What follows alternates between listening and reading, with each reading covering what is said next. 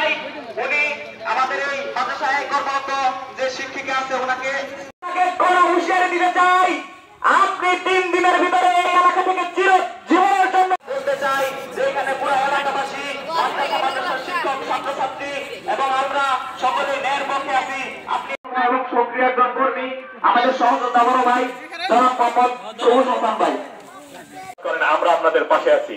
কিন্তু যদি এই আলেয়ার মতো মহিলাদেরকে, দুষ্কৃতিকারীদেরকে, বাংলাদেশ মহিলাদেরকে আপনারা আশ্রয় প্রশ্রয় দেন, তাহলে কিন্তু আপনারাও আলেয়ার সাথে বিলীন হয়ে যাবেন, আপনাদের আর কোনো চিহ্ন থাকবে না। আমার বিচার হওয়া দরকার।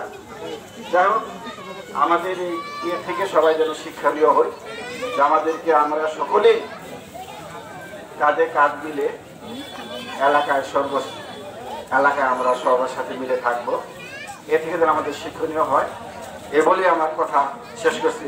আসসালামু আলাইকুম, ধন্যবাদ। আল্লাহ তাআলা বলেছেন যে তোমরা সীমা লঙ্ঘন করিও না। সীমা লঙ্ঘনকারীকে আল্লাহ তাআলা কখনোই পছন্দ করেন না। আমার স্বামী হাসান সাহেব, আমি আউশিয়া বোকার বাড়ি জাকির মাদ্রাসার সহকারী শিক্ষক।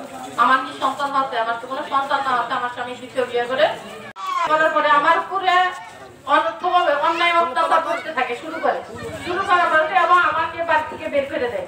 তারপর আমি মধুপুরে এক বাসা থেকে এখানে আমার কর্মরত স্থলে আসি।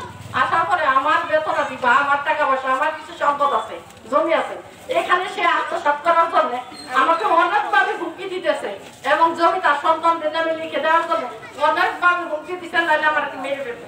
তারপরে 6 জুন 2023 সালে আমাকে মাদ্রাসার গেটে ইট দিয়ে অর্থভাবে আমাকে অনেক মারপিট করছে। আগস্ট 2023 আমার নামে মিথ্যা একটা মামলা করে, এই মামলা করাতে তারপর উনি মিথ্যা মামলা করে সেই মামলায় আমাকে অনেক হয়রানি করছে।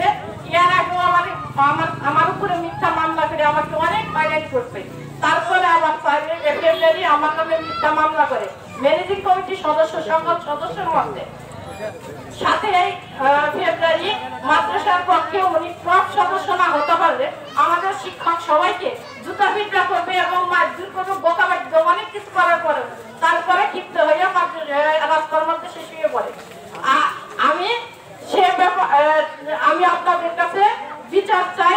আমি বিচার যেন পাই। আমার নাই সন্তান, নাই স্বামী, নাই সংসার, নাই বাড়ি ঘর।